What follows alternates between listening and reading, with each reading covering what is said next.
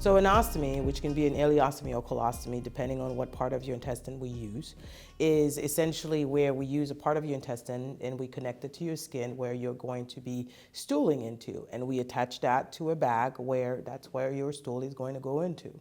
And we do it for a multitude of reasons. We do it for rectal cancer when we have to remove a part of your rectum and put it together. We usually kind of call it fecal diversion, where we literally divert the stool out of the hookup that we just created to let it heal.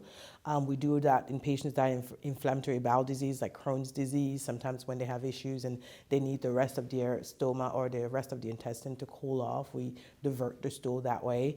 We do it for a multitude of reasons. We do it in patients that have really bad diverticulitis that come into the hospital emergently where they have a perforation, and putting them together would just not be a safe thing. And not every ostomy is permanent, right? So there are some ostomies that are temporary. And even when ostomies are permanent, they're there, but they're not, I usually tell people they're not a life-ending thing. They don't change what you can do. So someone that enjoys kayaking, biking, dancing, shopping, cooking, family activities, they can do all that with a colostomy. Not everybody has to know that there's a colostomy. There's so many different ways we can hide it, we can do it.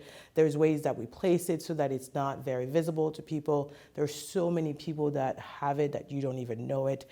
And I usually try to have, especially when I have patients that are very anxious and are going to have a new ostomy, I usually try to direct them toward an ostomy support group, because I think it's very important to kind of have a perspective of someone that has it to realize how benign it can possibly be. And I know it's really scary, and I usually tell people, I can get it. It's going to change your life, but it's not going to stop it, and it's just not going to end it.